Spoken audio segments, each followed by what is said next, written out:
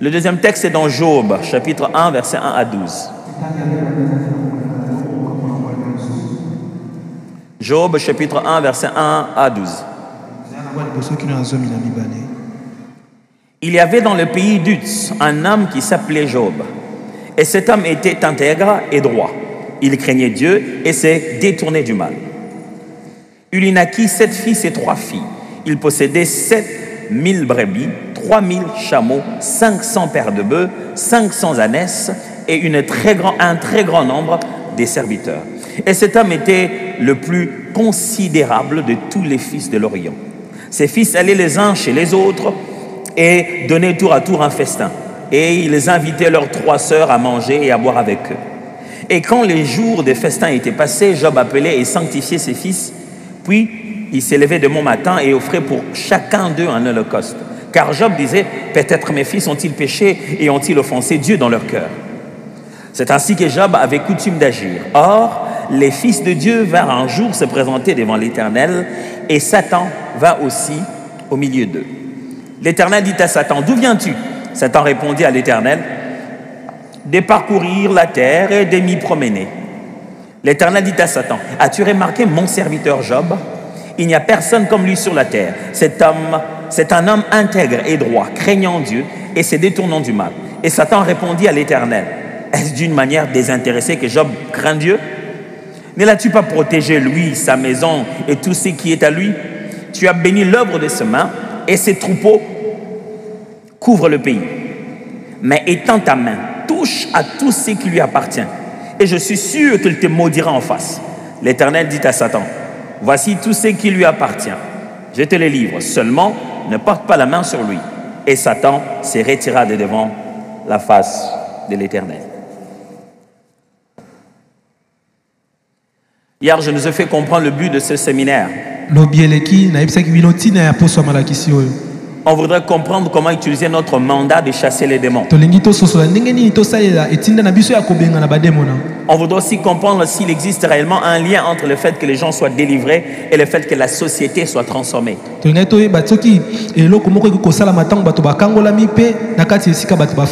Ce soir, ce que j'aimerais, c'est répondre à ces 3 questions. Pas seulement ce soir, en fait, c'est les restes du jour. Je vais répondre à ces 3 questions. Premièrement, qu'est-ce qu'un démon? Parce qu'on a dit qu'ils chasseront les démons, pas les parents.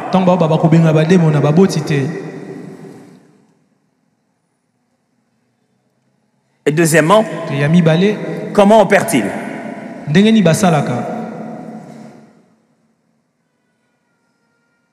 Troisièmement, comment les chasse-t-on?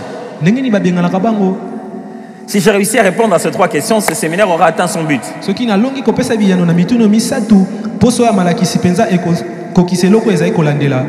C'est dans ces questions que se trouvent les idées de genre, que veut dire être possédé par un esprit mauvais? Est-ce possible qu'un chrétien soit possédé? Quel est le degré d'influence d'un démon sur la vie d'un chrétien? Toutes ces autres formes de questions seront répondues à l'intérieur en fait. Alors, qu'est-ce qu'un démon? J'aimerais que vous puissiez comprendre que le mot que nous utilisons, qui utilise la Bible démon, vient plus tard. Dans le Nouveau Testament. Mais ne vous retrouvez pas ce mot-là dans l'Ancien Testament. Pour la simple raison que quand on dit démon en français, on l'a emprunté du grec ancien, je vais expliquer tout à l'heure.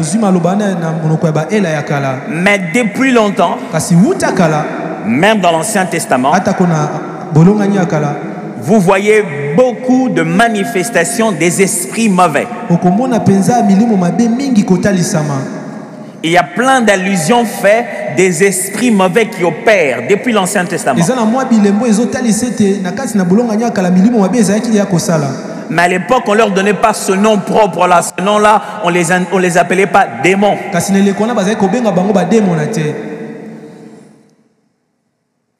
Les mots démon apparaît plus dans le Nouveau Testament parce qu'il vient du grec daimon ou daimonion. Ça, c'est une façon de prononcer par translittération.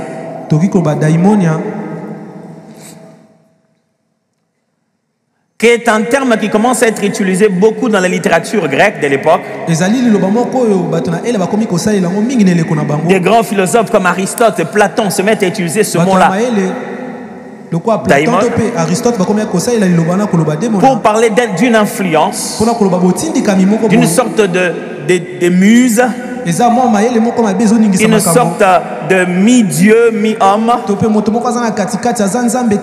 une sorte d'envoyé de l'air Dieu, bien sûr, une sorte de source d'inspiration. À son époque, d'ailleurs, Aristote disait qu'il avait un démon. Pourquoi? Parce que quand il utilisait le mot démon pour lui, il y avait le bon et le mauvais. Le mot démon, lorsque la littérature grecque a commencé à l'utiliser, n'avait pas d'abord une connotation mauvaise. Il y avait pour eux des bons et des mauvais démons.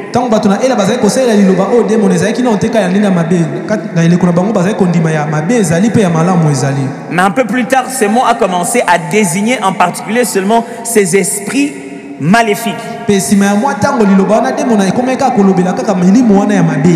Quand vous lisez la Bible, il y a plusieurs termes en grec pour décrire ce qu'on appelle des démons. Il y a les mots que je viens de vous dire. Daimon, qui va être traduit par démon. Ou de fois on dit seulement esprit ou esprit impur. Dans le grec, pneuma akartaton. Je ne sais pas si les amis du média peuvent balancer ça aussi, ça aidera les uns les autres à écrire.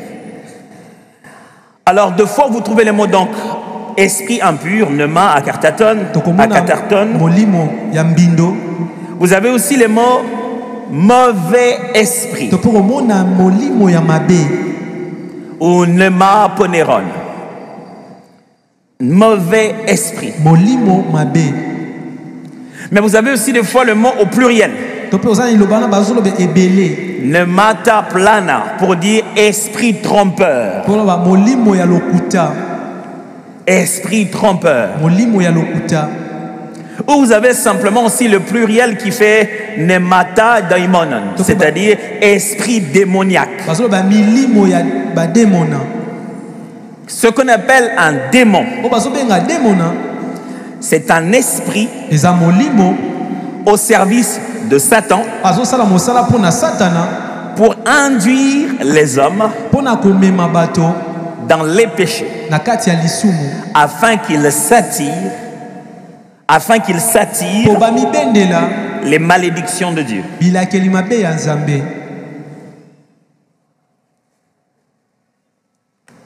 Ça va? Est-ce qu'on a cité le nom de ton grand-père dedans? Un esprit au service de Satan pour induire les hommes, les êtres humains dans les péchés. Dans les péchés. Afin que, vivant ainsi dans ce péché-là, les hommes s'attirent les malédictions de Dieu. Ce sont des esprits au service de Satan pour pousser l'homme à se rebeller contre Dieu, afin qu'il subisse la colère de Dieu, qu'il se détache de son alliance avec Dieu et qu'il devienne vulnérable. Alors, ce qui est toujours intrigué les gens, c'est d'où viennent les démons. Je vais être très sincère, la manière la plus théologique possible. Regardons ça comme ceci. La Bible nous parle d'abord d'un certain ange appelé Lucifer, de son nom propre, qui s'est rebellé et qui a commencé à jouer le rôle de Satan et de diable. Satan et diable, ce n'est pas un nom. C'est un qualificatif. C'est adversaire, accusateur. C'est quand tu dis oh Banguna Nanga. Banguna, c'est pas le nom de quelqu'un. C'est un qualificatif. C'est pas un nom. Donc Satan et diable, ce sont des qualificatifs en fait. Le seul nom propre que la Bible indique pour parler de lui, c'est quand il était un ange de lumière et on l'appelait Lucifer. C'est Lucifer qui a commencé à fonctionner en Satan. En opposant. C'est Lucifer qui a décidé de prendre un rôle de diable, d'accusateur, de tentateur. Tout commence là-bas. C'est lui qui ferme un autre camp. Souvenez-vous, il n'y a pas deux dieux qui ne se sont pas entendus et qui se sont séparés. Non. Il n'y a qu'un seul Dieu qui a créé les êtres et parmi lesquels il a créé un ange de lumière. Et parmi les milliers de ces anges, il y en a un là qui s'appelle Lucifer qui s'est rebellé. Et quand il s'est rebellé, la Bible nous montre après, par les prophéties, l'Apocalypse qui clarifient cela, qu'il y a eu une guerre dans le ciel pour les déloger de là. Et Dieu ne s'est pas battu avec Satan. Dieu a encore demandé à un autre ange appelé Michael de prendre Satan, lui et ses amis, et de les jeter. Ça va? Alors, il avait pris, la Bible parle d'un calcul, il dit un tiers. C'est-à-dire s'ils étaient trois, lui il a pris un tiers des anges qui avaient accepté de le suivre. Le diable est parti avec eux. Des anges. Et la Bible commence à utiliser le mot ange déchu. C'est-à-dire des anges qui ont perdu leur rang. Quand quelqu'un est déchu, c'est-à-dire qu'il avait un rang, il avait une place, on l'a retiré cela. Il n'a plus le droit d'exercer. Quand quelqu'un était médecin et qu'il a commis une erreur inacceptable dans la pratique de médicale et qu'on le retire le droit d'exercer, on ne l'a pas retiré les compétences d'exercer. Il sait toujours piquer. Il sait toujours même faire des prescriptions. Mais il n'a plus l'autorité de mettre son nom sur une ordonnance, de travailler dans un hôpital. Vous ne pouvez plus l'appeler docteur, même s'il sait faire le docteur.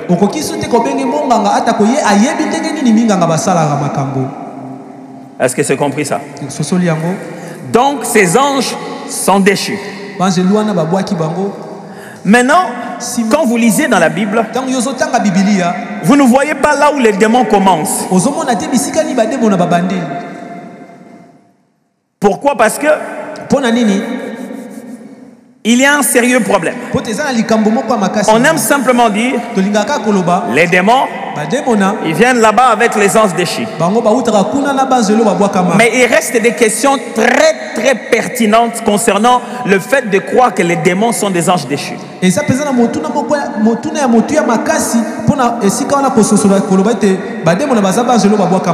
Je vais y arriver. La Bible parle maintenant d'un événement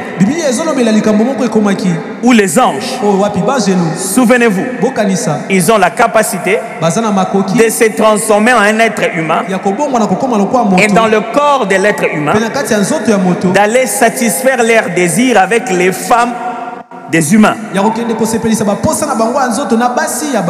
Et la Bible en parle dans Genèse. Il y a cet événement où des anges ont couché avec des filles et ils ont donné naissance à des géants. Vous vous souvenez de ça, n'est-ce pas? Oh, vous vous souvenez de ça ou pas? C'est dans la Bible, lisez votre Bible. Après, la Bible aussi fait allusion à une chose. Le péché était devenu si grand. Le monde était tellement perverti que Dieu a tué les êtres humains à l'exception de Noé et de ceux qui l'ont suivi. Les humains et les animaux, il a purifié la terre par les eaux du déluge.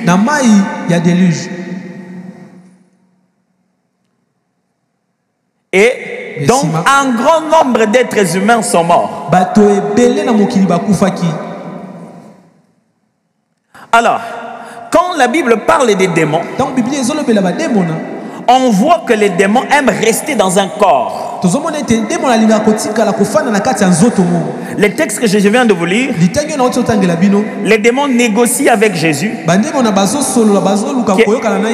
en quittant l'homme, qui les envoie ne fût-ce que même dans les animaux.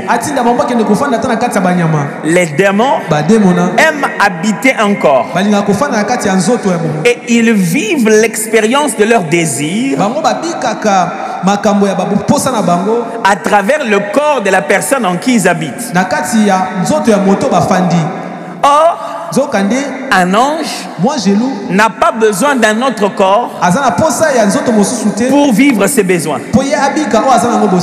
Parce qu'un ange peut se transformer dans un corps et coucher avec les filles des hommes. Est-ce que vous êtes en train de suivre de quoi je parle ici? On a affaire à une entité qui est un peu différente. Mais là n'est pas le problème. Plusieurs, on appelle ça des pseudo... Bon, c'est pas grave. Plusieurs autres écrits dans la tradition juive. Et certains même dans une forme de tradition chrétienne ont positionné les démons juste là comme des demi-dieux, comme des anges déchus, comme ça.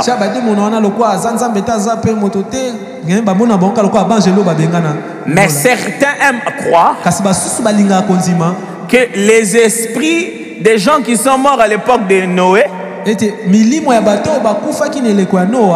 et les esprits des géants quand ils sont morts, c'est eux qui constituent les démons.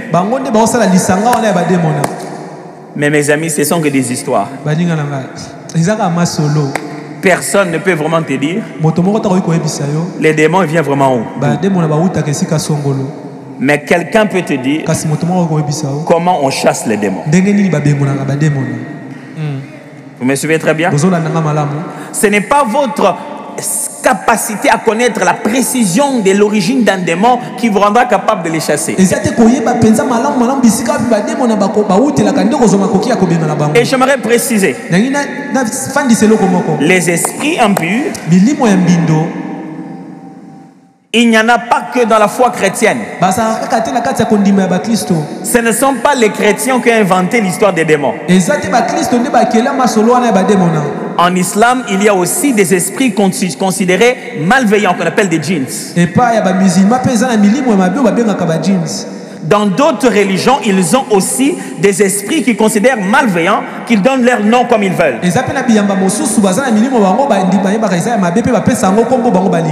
Donc toute foi et toute croyance reconnaît le fait qu'il existe des esprits qui influencent en mal les êtres humains.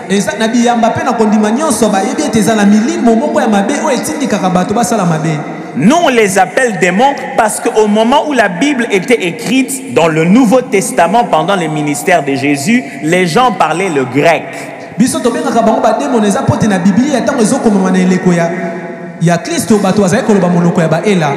Et les Grecs les appelaient démons.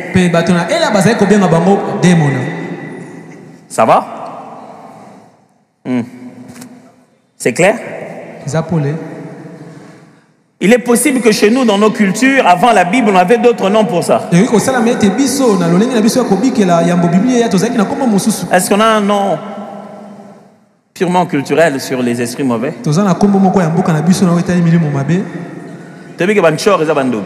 Nous connaissons ce qu'on appelle Chor, ce sont des sorciers. Dans nos langues à nous. Kimbili Kiti. Bankuyu. Nani? Kadia Pemba on a Satan. Ça va? Alléluia. Amen. Eh, alléluia. Vous avez compris? Est-ce que c'est clair là? Les esprits mauvais. Tout ce qu'on sait, c'est qu'ils sont avec Satan et que ce sont des esprits au service de ce que Satan veut. Vous devez savoir que le monde spirituel est très large. Dieu nous révèle le peu dont on a besoin de savoir dans la Bible. Par exemple, est-ce qu'un des 24 vieillards est un ange ou un homme?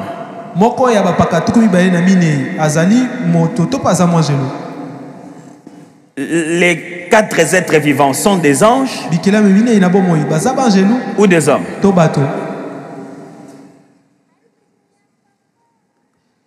Déjà, il n'existe pas de séraphins, des chérubins.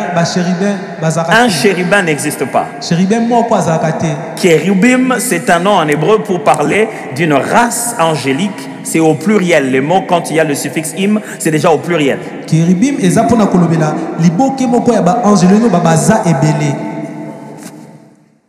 Ça va?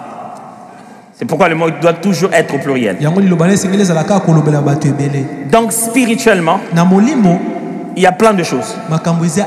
Mais Dieu, dans tous ces plans de choses, il a juste décidé de nous créer, nous peu supérieurs à lui. Juste après lui, c'est nous. Et à aucune de toutes ces choses-là, il a donné son image et sa ressemblance. Ça, c'est énervant.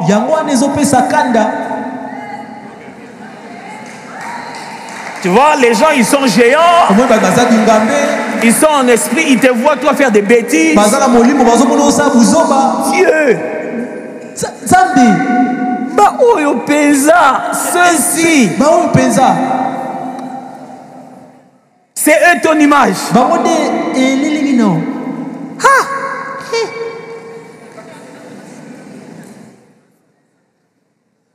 Si vous avez bien compris, vous devez savoir que le but des démons sont le but du diable. Et que les démons sont au service du diable, de Satan. Alors j'aimerais faire certaines affirmations dans plusieurs sens pour que nous puissions saisir ensemble de quoi.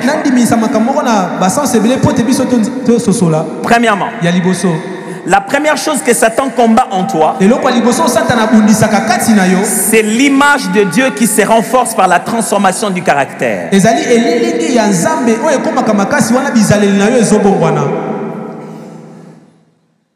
La première des choses que le diable combat en toi,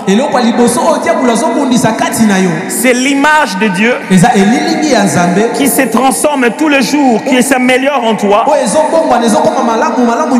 par la transformation de ton caractère. Je vous ai lu les textes de Job. Job 1, Job 2. Le diable ne fait qu'aller parler avec Dieu. En plus, c'est Dieu qui commence la conversation. Il lui pose dans les 2 chapitres la même question.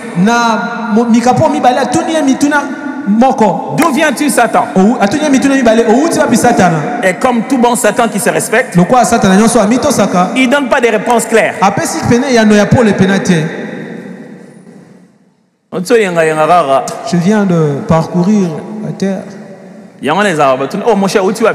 Voilà pourquoi quand on te pose la question, tu viens d'où? Et toi aussi, tu es devenu Satan. Il dit, viens juste me promener. Et Dieu lui dit, as-tu vu mon serviteur Job? Qu'est-ce que Dieu est en train de faire? Ça, c'est le moment de dire, ah Seigneur, Seigneur. Qu'est-ce qu'il y a? Satan. Pourquoi tu l'as dit à Satan? Seigneur. Ce moment-là, Dieu est si content. Si content qu'il sait que s'il dit ça au diable, il est en train de battre sa poitrine et dit, tu vois, c'est les choses que tu dis que je n'arrive pas à faire. Regarde, je le fais bien. C'est comme si littéralement, je me permets les termes, il est comme en train de les provoquer. Dis Satan. Toi qui parles, tu as vu mon serviteur Job? Toi qui dis, oh les hommes ils sont mauvais, ils ne peuvent pas avoir les caractères de Dieu. Oh, et les hommes sont trop fragiles, ils ne peuvent pas être divins et humains au même moment. Et écoutez très bien ce qu'il montre à Satan au sujet de Job. Il dit, tu as vu mon serviteur Job? Il lui a pas dit qu'il a l'argent. Il lui dit, il est intègre. Il craint Dieu. Il dit, est-ce que tu as vu celui-là? Satan, toi tu me dis tous les jours, je n'ai pas réussi à me reproduire dans ces gens. Que ces gens sont trop fragiles pour porter mon image. Et tu veux me démontrer qu'ils ne sont pas dignes d'être à ma ressemblance. Mais je vais te montrer un exemple. Est-ce que tu as vu Job? Est-ce que tu ne vois pas que là-bas ça a marché? As-tu déjà essayé de faire des sculptures? Tu as essayé? On dit non, avec ça va pas marcher. Et tous les jours on te dit ça va pas marcher. Tous les jours ça te dit ça va pas marcher. Les jours où tu as une sculpture, tu es en train de vendre ça là-bas, on est en train d'exposer ça au musée du Louvre. C'est pas le jour où tu es en train de dire à tout le monde, est-ce que tu as vu ma statue? Et Dieu est en train de dire à Satan, tu vois comment j'ai réussi à me reproduire? Et écoutez ce que Satan dit. Il est comme ça parce que tu le protèges. Dieu ne lui a même pas dit. Satan regarde Job. Je le protège. Je l'ai béni. Non, Dieu n'est pas intéressé par ça. Il dit, regarde Job. Il est intègre. Il craint Dieu. Et il est droit. Dieu parle de caractère et de qualité. Et Satan tourne les choses vers les avoirs et les possessions. Selon Satan, nous sommes ce que nous sommes parce que Dieu nous donne ce qu'il nous donne. Et selon Dieu, nous sommes ce que nous sommes parce que nous avons une relation avec lui. Et quel que soit ce que nous avons pas, ça ne change pas ce que nous sommes. C'est ça là les débats dans lesquels nous sommes. Tout ce qui nous arrive là, c'est ces débats là. Satan dit, non, ils sont comme ça. Ils réussissent à être comme toi parce que tu leur donnes de l'argent, tu donnes la famille, tu protèges leur corps, tu protèges leur santé. Dieu dit non, ils ne sont pas comme ça à cause de ce qu'ils ont dans leur poche. C'est dans leur nature. Ils ont développé cela dans leur caractère. Ils ont accepté d'être comme ça. Alors Satan dit, Si tu lui enlèves seulement les avoirs, ça va bouger son être. Mes amis, je suis scandalisé. Dans nos églises aujourd'hui, on regarde nos chrétiens et on a vraiment l'impression que si vous leur bougez l'avoir, vous bougez son être. Et quand ils chassent les démons, ils les chassent sur leurs avoirs. Ils passent tout leur temps. Je te chasse dans ma famille, dans mes affaires. Je te chasse. J'aimerais t'informer aujourd'hui. Cette partie de ta vie, Dieu, des fois, il négocie ça, il donne ça à Satan.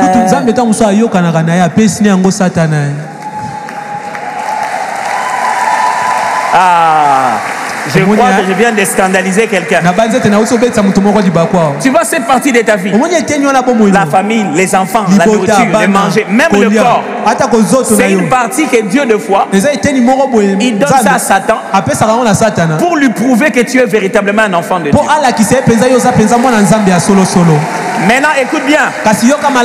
Le diable vient chez toi. Il te dit à toi que pour prouver que tu es réellement enfant de Dieu, il faut que ta nourriture, tes enfants, tes habits, tout aille bien. Écoutez comment Jésus répond à ça. L'homme ne vivra pas de pain seulement, mais de toute parole qui sort de la bouche de Dieu. Amen. Manger, boire, avoir des enfants, tout ça. Mes frères, c'est un jeu avec lequel Dieu se joue des fois avec les diables.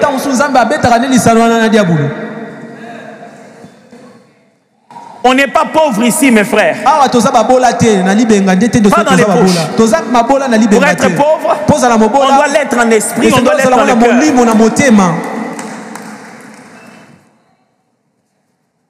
Dieu ne laisse pas le diable jouer avec quelque chose qui est un produit unique, irremplaçable. C'est pourquoi il a dit ne touche pas à son esprit, ne touche pas à son âme. Mais les enfants, la nourriture, oh fauche-cousse, oh le travail, ça là, ça se remplace en un instant comme ça. Je peux lui donner dans 2 jours plus que ce qu'il a gagné dans 6 ans.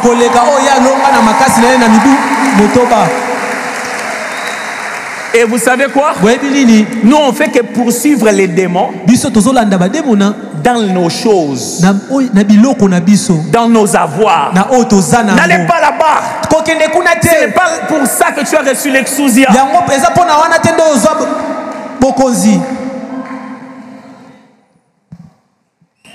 Ça, même Dieu lui-même, des fois il appuie un bouton et il t'en donne pas.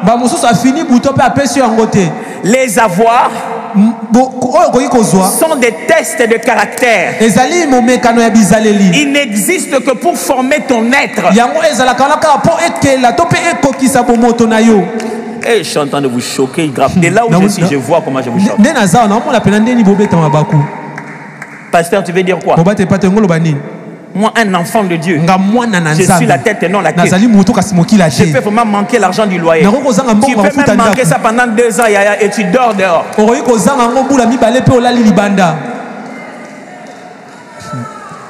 En esprit et en vérité.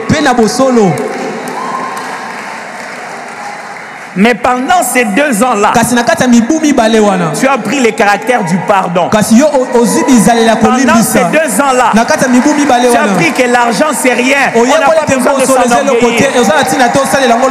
Pendant ces 2 ans-là, tu es devenu comme Dieu. Si c'est par la voie que l'on prouve l'être, Jésus serait venu l'homme le plus riche du monde.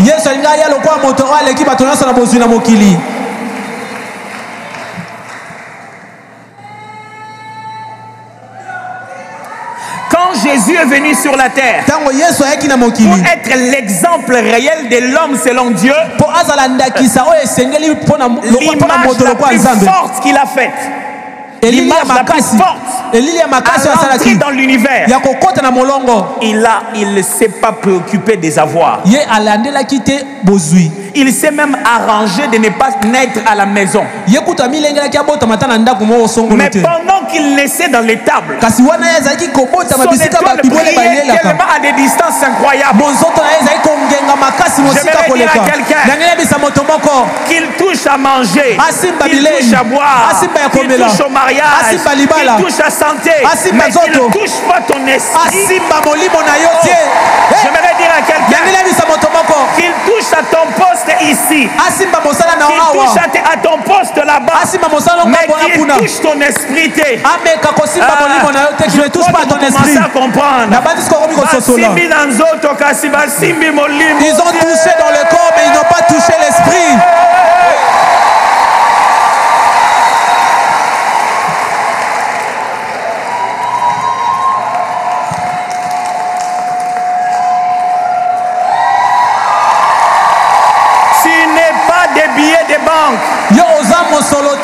Ne passe pas tout ton temps à chasser le diable dans l'argent.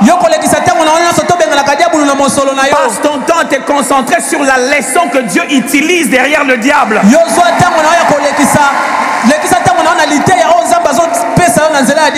Dis Seigneur, Satan me cogne. Mais pourquoi tu l'as permis de cogner? Qu'est-ce que tu formes en moi? Donc le diable, donc Job se réveille, il est en train de vivre, mais des gens discutent.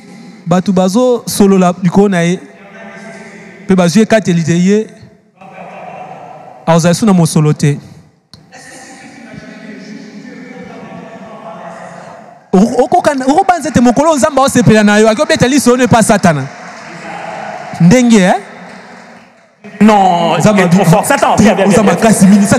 Il est trop fort. Et vous devez savoir que la première des choses qui énerve le diable, c'est quand Dieu lui dit que ton caractère ressemble à Dieu. Ça l'énerve. Il dit regarde, il a 5 milliards.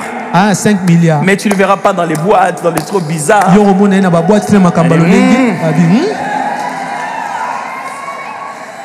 Ça, c'est parce qu'il travaille dans les diamants. Comment seulement les faire voyager, tu vas voir. Qui vous a dit que le diable ne fait que des malheurs dans le sens de nous prendre les choses? Certains pièges du diable, c'est nous en donner tellement qu'ils nous perturbent. Il t'envoie même ce que Dieu n'a pas envoyé. Il te multiplie des portes pour que tu perdes la bonne.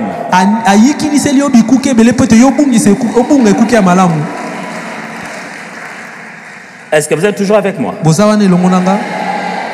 C'est bien. Ce que le diable vise, c'est l'image de Dieu. Vous voulez savoir comment on chasse les démons? Vous êtes déjà en train de comprendre. Quand on entre dans une pièce, on ne demande pas aux ténèbres de partir. On allume la lumière.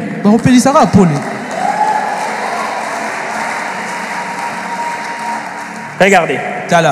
Les fils de l'homme est apparu pour détruire les œuvres du diable. Est-ce que vous l'avez entendu même une seule fois dire j'ai détruit les œuvres du diable?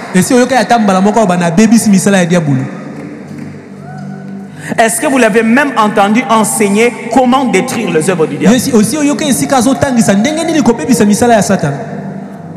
Non. Pourquoi?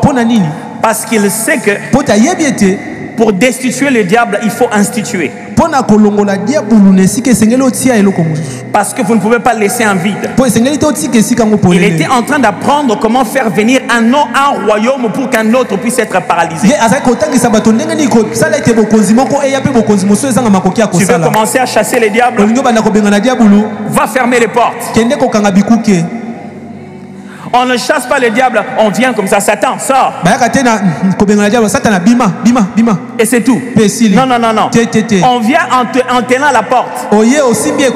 Satan, sort. Toi, je vais fermer la porte. Jésus n'est pas concentré sur le diable. Il est concentré à fermer les portes.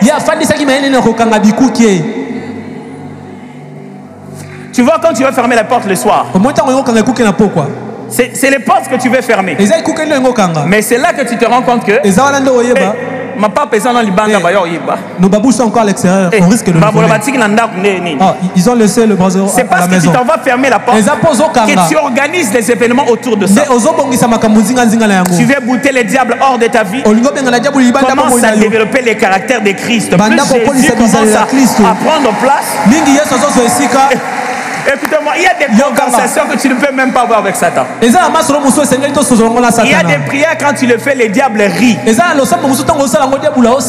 nom de Jésus. Au nom de Jésus. Tu as peur. Or, le diable, lui, il a peur. Quand il te voit devenir comme Jésus. Affinité. Il n'a pas insulté. En ce moment, il est énervez-le. Normalement, il doit insulter. Non. Envoyez les choses. Énervez-le. Tu t'énerves pas. Non, ça ne va pas se passer comme ça. S'il ne s'énerve pas, comment nous on va entrer? Énervez-le. Il ne s'énerve pas. Faites-le peur. Oh, il n'a pas peur. Non. Il fait quoi? Il est en train de chanter de louange. Non. Envoyez-lui un songe. Il s'est réveillé le matin, il a ri du songe. Non, mais s'il n'a pas peur, comment nous on va entrer?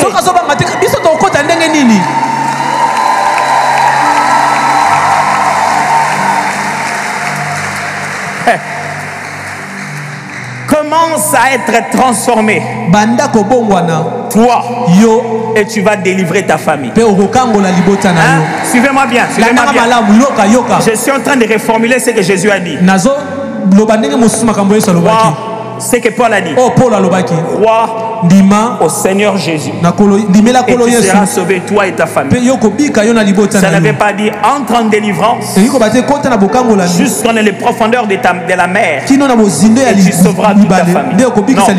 Toi, commence à être changé et ça changera toute ta famille.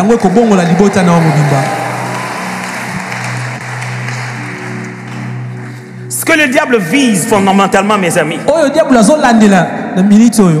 il en a après la qualité de ta relation et de ta place privilégiée devant Dieu. Vous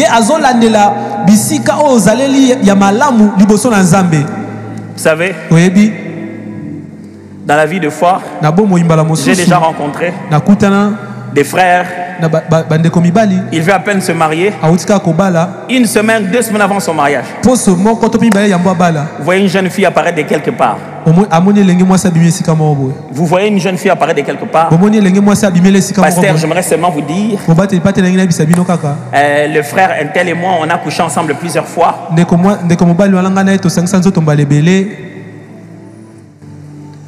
Tu viens me dire pour te repentir du péché ou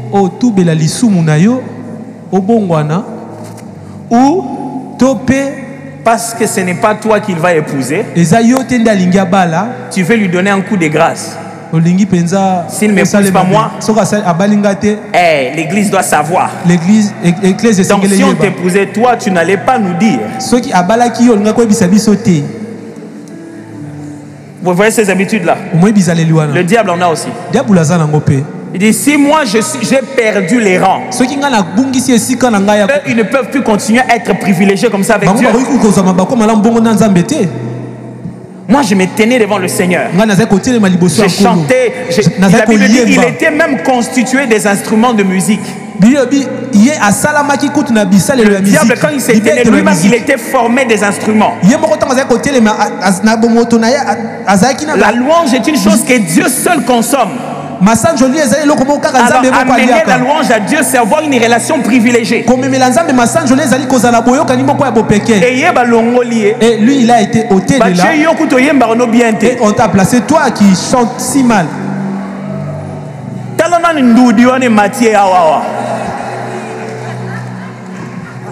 Il n'y en a pas. Mais en fait, la rancune est en train de bloquer sa gorge, quoi. Donc, non, la rancune. il veut tellement il veut tellement la vengeance. Et le diable se dit, si moi je suis comme ça, toi aussi tu peux être comme ça, seulement avec Dieu, ça ne peut pas changer. Si moi je ne m'approche de la présence de Dieu, toi aussi tu ne t'approcheras pas de la présence de Dieu. Il dit, écoute ce qu'il dit.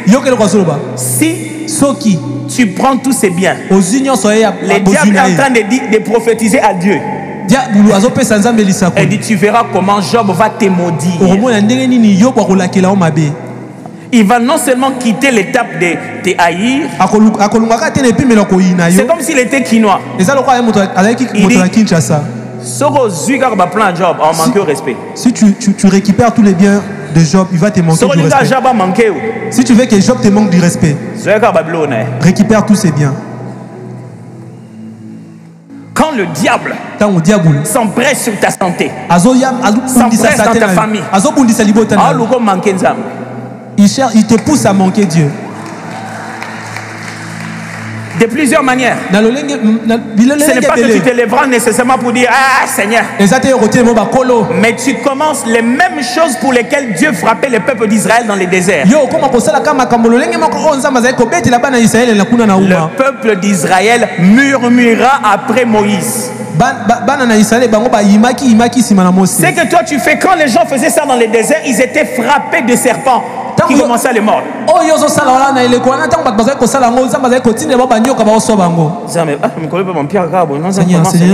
Quelle sécheresse. Vraiment, Seigneur, c'est quoi vraiment? Seigneur, nous sommes. Seigneur, voit vraiment ces problèmes. Vraiment, moi, je me dis vraiment, Seigneur, est-ce que tu ne vois pas comment je suis en train de souffrir vraiment? Dieu dit non, qu'est-ce qu'il y a? Et le diable est content. Et tu vois? Où est-ce que tu as vu un propriétaire qui sait qu'il en a, il se met à se plaindre? Et ça détruit la qualité de ta relation avec Dieu. Quand tu commences à prier, au lieu d'aller chercher Dieu, tu vas vite chercher le diable. C'est-à-dire que tu entres dans la présence de Dieu. Seigneur, je te dis merci. Satan, au nom de Jésus. Et Dieu, il est là. Il dit, Seigneur, je te dis merci.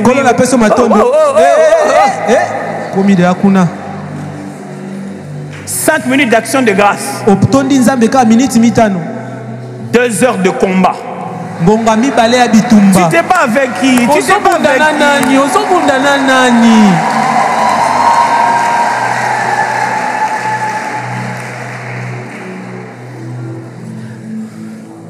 Vous pensez que la relation d'un couple est bonne parce qu'ils parlent ensemble?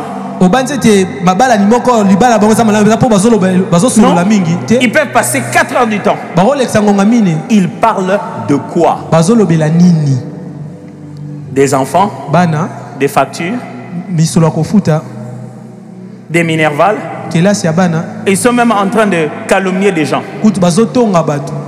Ils ne bâtissent pas leur vraie relation. Ce n'est pas parce que tu passes 4 heures de prière à la montagne que ça améliore ta qualité de relation avec Dieu. Vous parlez de quoi? Tu as passé 4 heures et vous n'avez même pas parlé de vous deux.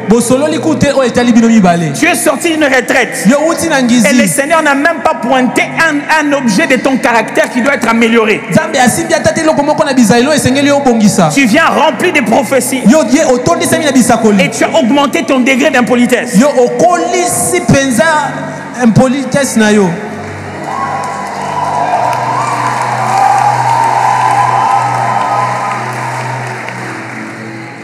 Ce n'est pas parce que tu parles tout le temps avec Dieu sur le diable que ta relation s'améliore.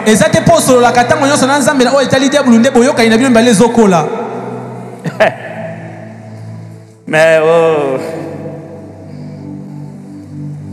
je n'ai même pas enseigné tout ce que j'ai prévu aujourd'hui. Il s'en prend à ta famille, à tes biens et à ta santé pour influencer ta foi.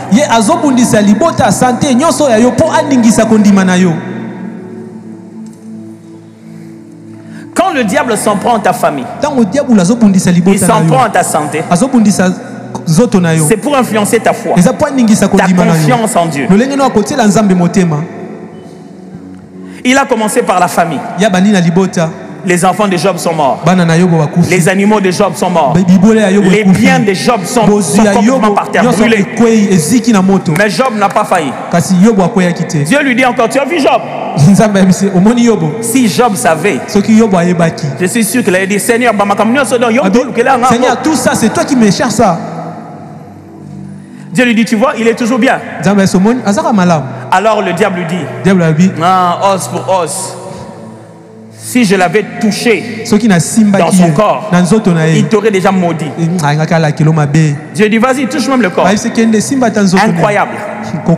Job commence à avoir des ulcères, il s'égrade. La femme de Job lui propose ce que le diable avait déjà prévu. Dis, mais Job, pourquoi tu souffres comme ça? Maudis seulement Dieu et meurs. Pourquoi je ne meurs pas calmement? Pourquoi je dois maudire Dieu? Hier, quand je vais vous commencer à vous expliquer comment les démons influencent les gens, vous allez comprendre. Cette femme n'est pas possédée. Mais cette phrase qui sort de sa bouche n'est pas d'elle. Et Jésus avait cette sensibilité spirituelle que j'aimerais vous apprendre. Il pouvait entendre dans Pierre que cette phrase de Pierre n'est pas à Pierre. Avez-vous déjà parlé avec quelqu'un? Vous sentez, vous avez parlé avec quelqu'un. Vous sentez qu'il a certainement parlé déjà avec quelqu'un d'autre. Les phrases sont toutes faites. J'ai envie de lui dire, toi tu as rencontré mon père, hein? Parce que ce que tu dis là, c'est ce qu'il dit toujours. Le diable, quand il touche toutes ces choses-là, entre nous, il va en faire quoi? Qu'est-ce que le diable va faire avec tes études? Qu'est-ce qu'il va faire avec tes enfants? Rien. Ce qu'il va faire, c'est prendre plaisir à te voir pleurer au point de commencer à gronder Dieu, à perdre confiance, à tourner ta tête ailleurs, à commencer à faire des bêtises.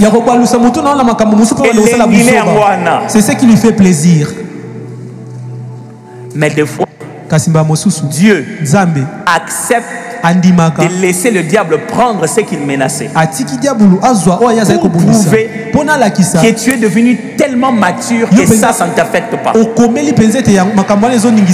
moment-là, c'est ce que nous n'aimons pas.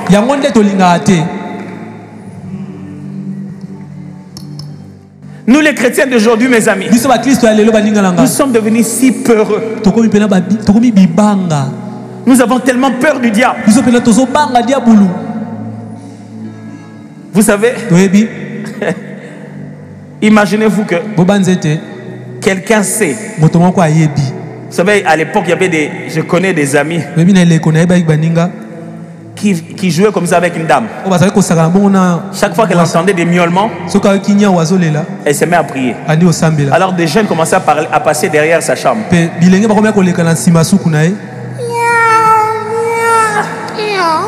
Au nom de Jésus.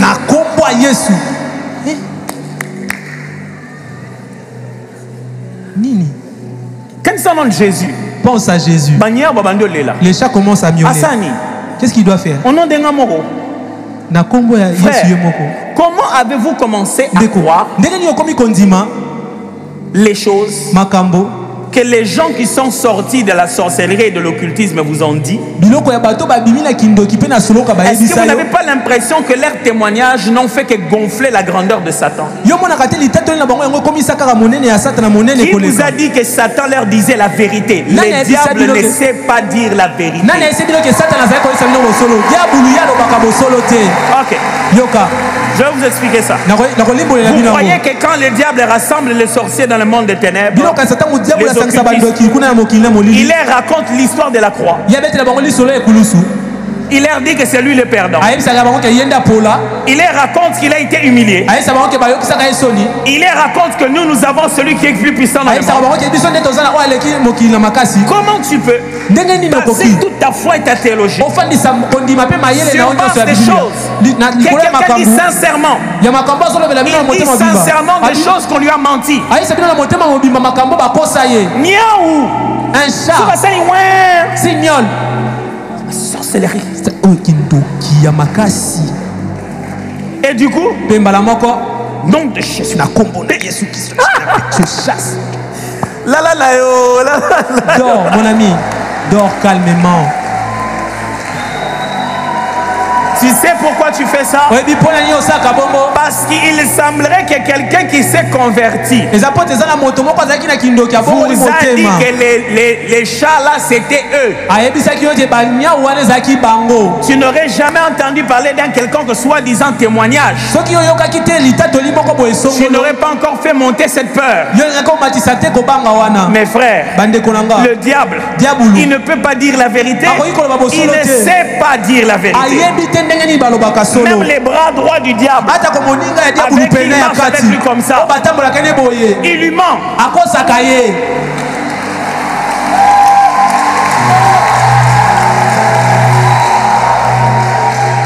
Et vous pensez que quelqu'un qui a lu des livres, qui a vu des mondes,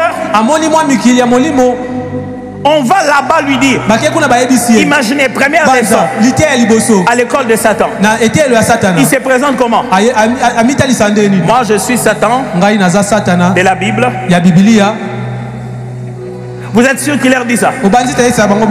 Vous croyez que c'est ça les narratifs vraiment des ténèbres? Vous pensez qu'ils sont en train de rejoindre Satan tout en sachant qu'ils vont perdre anyway? Ce n'est pas ça leur narratif. C'est pas ce qui se racontent entre eux. Non. Quand il se présente, moi je suis Satan, c'est moi qui ai fait tomber ça, c'est moi d'ailleurs qui gère ça, c'est moi d'ailleurs qui gère ça. Il te ment même. Il cite même les noms des serviteurs de Dieu. Écoutez un python, un esprit de python dans une femme dit ceci: Paul, serviteur du Dieu vivant, pour dire qu'ils sont du même corps. Ils vont même te dire, oh, même celui-là, il est avec nous. Même celui-là, il est avec nous. Depuis que tu vas dans les réunions, les noms qui t'ont cité là, tu ne les vois pas. Vous pensez que le diable peut dire la vérité dans la promotion de son produit? Et que le diable respecte les droits d'auteur et les propriétés.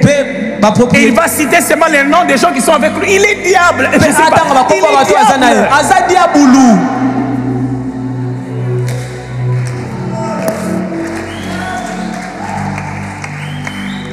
Et allez là, les endroits où on témoigne.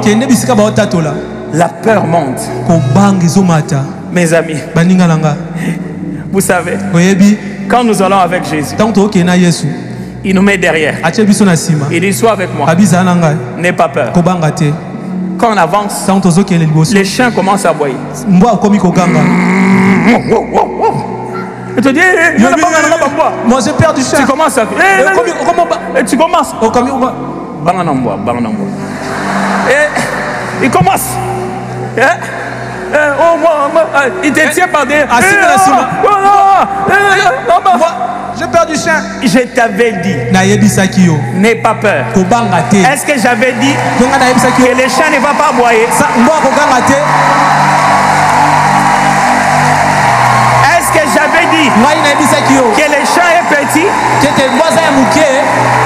Est-ce que je t'avais dit que le chien n'est pas fort? Non. Je t'avais dit, n'aie pas peur. Reste derrière moi. Amen. Mais les Congolais d'aujourd'hui, les Congolais d'aujourd'hui, ils ont si peur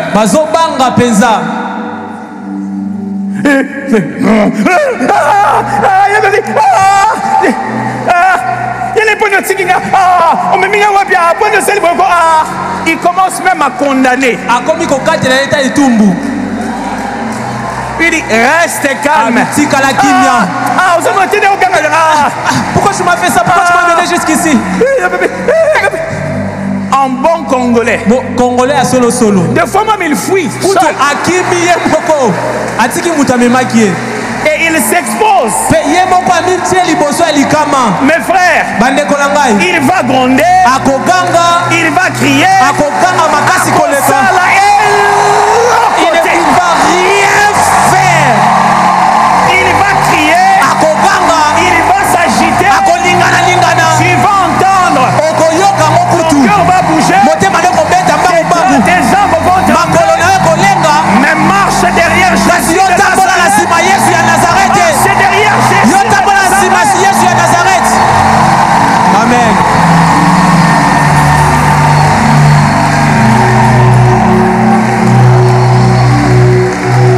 S'il veut te mordre, qu'il commence par Jésus. Amen. Oh oui. Mon frère, s'il pouvait prendre ta vie, tu serais déjà mort.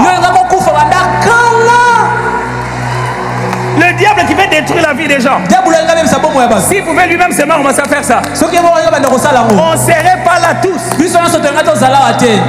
Si on est encore là, c'est que tant qu'il n'a pas demandé de permission,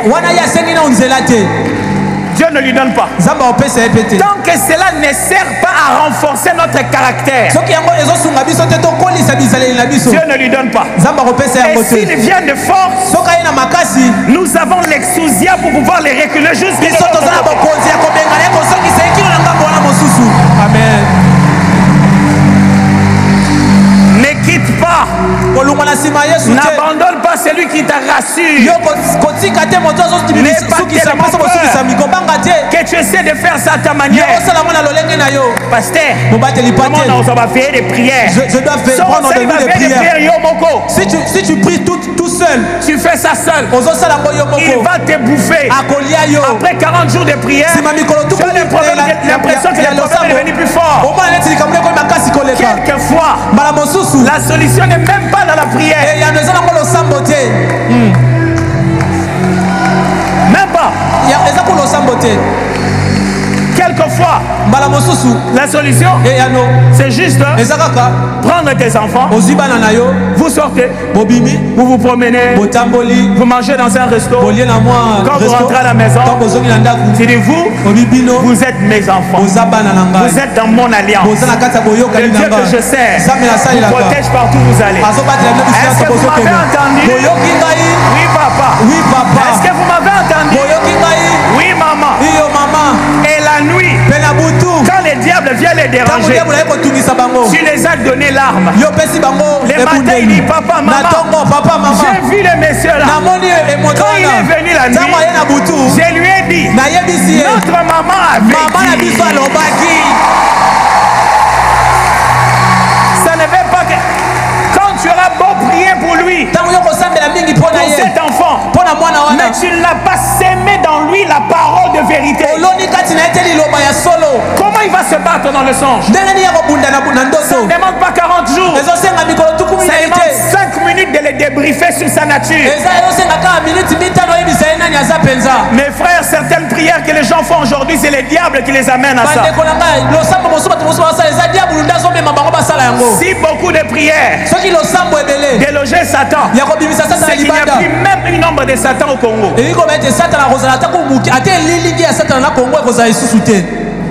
Donc il n'y a même pas de diable dans ce pays. Si plus de prières, plus de diables, c'est que les gens font la mauvaise chose. Amen. C'est qu'ils sont en train de faire exactement ce que les diables attendaient d'eux. Ce pays n'a pas besoin de plus d'églises. Il a besoin de plus de Jésus-Christ de Nazareth.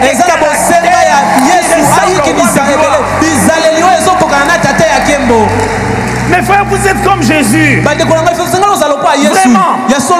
Jésus se réveille. On dit non. Les Juifs sont sur une condamnation. Quelle condamnation? Oh, tous les grands, ils n'ont qu'un seul fils unique. Ils n'ont, c'est pas grave. Moi, quand je serai mort, il y aura plein d'enfants. Et regardez vous-même. Dans votre situation, on disait que vous êtes Jésus. Jésus allait réagir comme ça. Vraiment.